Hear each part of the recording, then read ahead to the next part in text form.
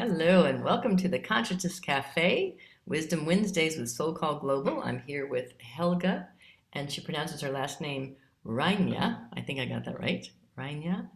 And Helga and I met with a mutual acquaintance and some of the work that she's doing in the world. And I was so excited about her story and how she came to be doing what she's doing. But first, let's just start with where you are right now and where you've lived in the world. How did you come to be in Uganda? So yes, I live in Kampala, Uganda, which is the capital city. Uganda is an East African country.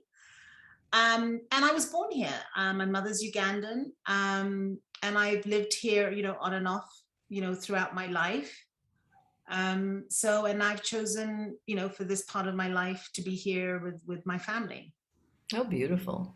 So you said Kampala. That's how you pronounce the capital city, right? That's right. In Uganda. And you're there now, and you've been there all your life. And you have an interesting your accent sounds like I thought you were from maybe England. So did you go to school in England? I did. I did. I went to school in England from the age of 11. My parents chose to send me there at that age because they didn't feel it was safe for them to keep me with them. They were living in Uganda at the time.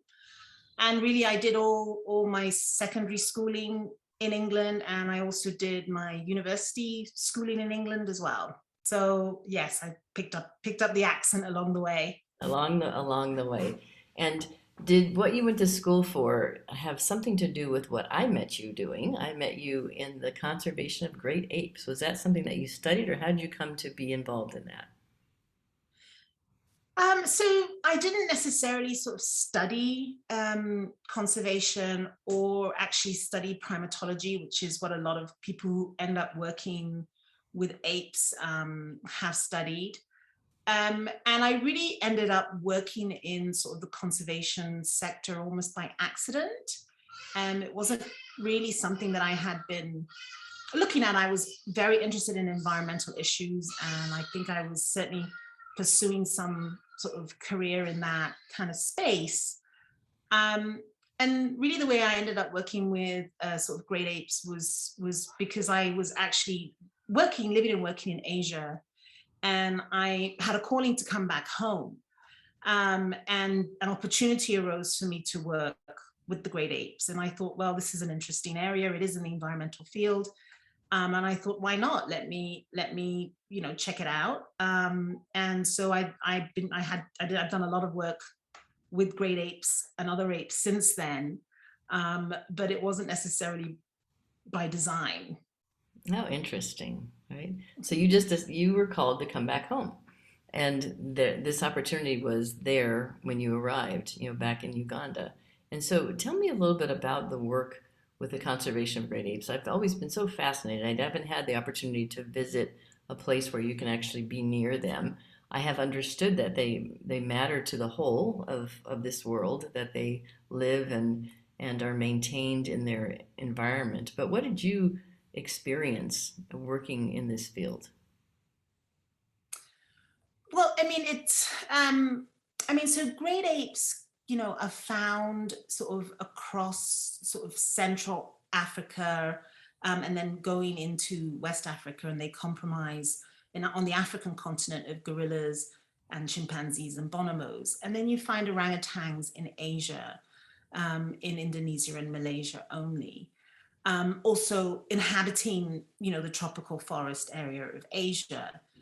And so when you think about, or I think when I think about my work, when I was working with great apes, um, it was really working with forests. It was really working primarily with forests in the tropical belt of Africa, and Asia. And I started off just working with them in Uganda, and then over time, I started working with other areas where other great apes are found. And you're engaging with all the issues that have to do with forests in many ways, right? So it can be anything from engaging with communities that live in those forests, to sort of governments that are engaging in those areas in different ways, to, corporations who might be engaging in logging or agriculture.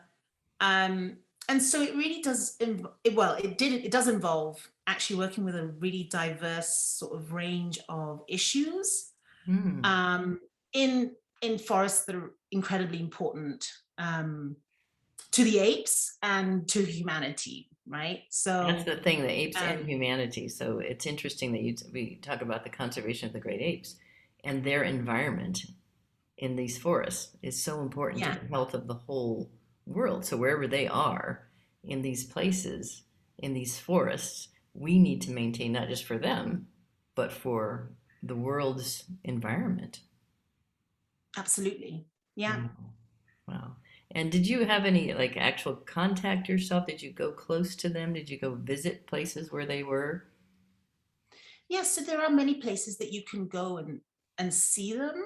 And in several places around the world, it's done as part of a tourism experience. Mm-hmm. And so, and also, there are scientists that, study them, and they often study them through observation. So, Mm-hmm. they do see them. So I have over the years seen, many apes. Mm-hmm. Um, but in order to, allow the apes to be comfortable to have humans near them, there is a process that you have to go through that takes time, so that they become comfortable over time, Mm-hmm. to allow people near them. Yeah. Mm, oh, interesting. And did you change anything about your perspective, or did it just get stronger and the same once you were exposed to them in their environments, like physically, where you actually went on these excursions where you were closer?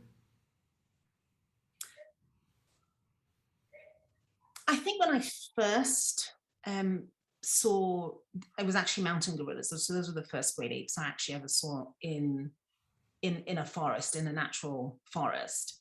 I was certainly in awe of them, um, and you know, taken aback by how calm they were, despite the size of the silverback. And I know it's a very sort of similar sort of reaction that people have when they first sort of see mountain gorillas. Certainly when they first see mountain gorillas. Um, and I do recall feeling, very privileged and very lucky that I'd had that opportunity.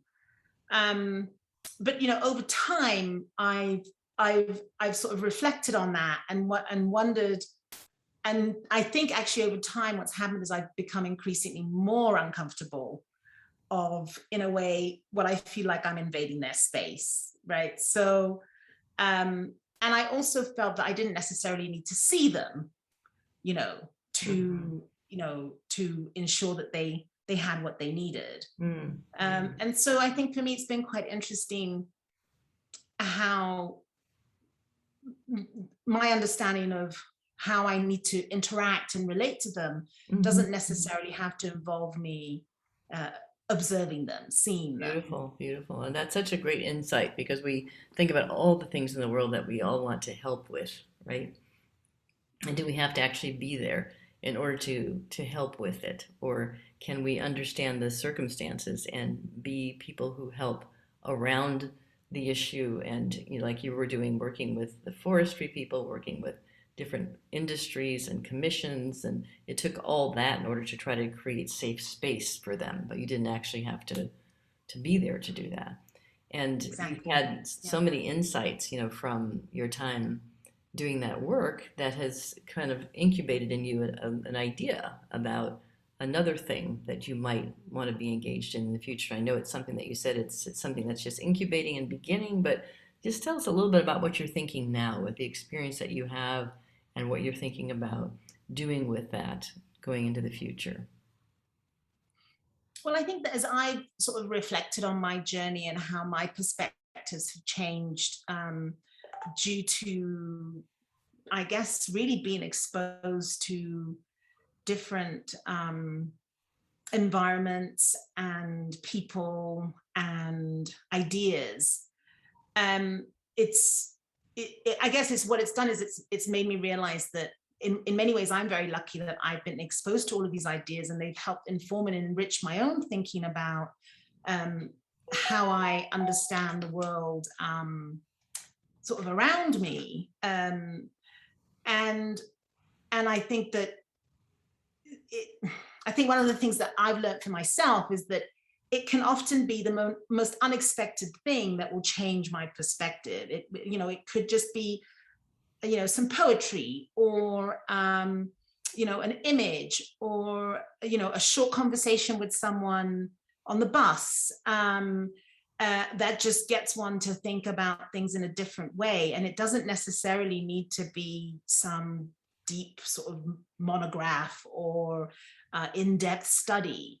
And I've always loved the arts, and I feel that that's such a powerful medium that can be sort of leveraged to sort of further inform how we begin to think about ourselves, our place in the world, and how we should engage with that. And so whilst I'm extremely passionate about environmental work, I want to explore that a bit more, explore how a more creative engagement could perhaps shift our thinking in ways that could be helpful. Beautiful. Hopefully helpful. Yes, yes. I love this idea. So, I mean, you've gone through the scientific basis and you've understood scientists and their perspectives on conservation and how the environment can be saved and what we need to do differently. And you've actually physically been where the great apes are, for example, and seen their environment. And then coming through all that and recognizing what you really want is that for people to be moved, to behave in ways and to do things that will make this earth work, for all of its creatures, including Yes. its people, right? And so your insight is that art and creativity and the arts themselves being woven in with that cause is something that you're working on incubating for the future. That's right. Yes, you said it wonderfully. It's really exciting. Yeah. And I love that it's layered. It's a layered approach. And this is something for our listeners to recognize, that the path is not always a straight path to something. Even you finding your way to the great apes was not something you didn't wake up at 15 and say, I'm going to go to school now and study the great apes and I'm going to go work with conservation. It was something that grew in you. And there were opportunities that presented themselves and you said yes to these opportunities. And now you're sitting in the space of what's next to be created. And this is part of the journey of life. Yeah. What are you most excited about that's coming up for you?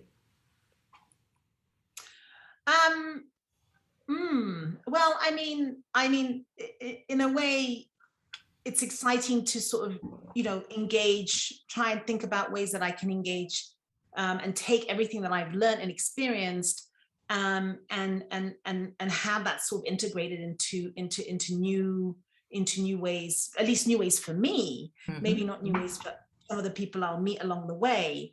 But there is also a concern that we are entering this period of transition, and that there's a lot of work to be done. So on the one hand, I'm excited by what possibilities may lay ahead for myself, but I'm also mindful that there's a lot of work that does need to be done.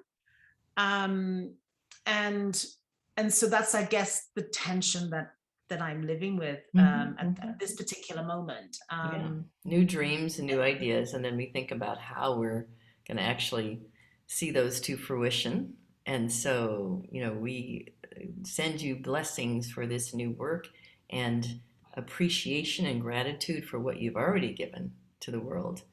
And just imagine all the wonderful things that are going to come out of this new idea. So we'll follow back up and see what happens with Helga and the arts and environment and the fusion of those ideas. Thank you so much for taking time to be with us. Thank you, Christine. Thank you.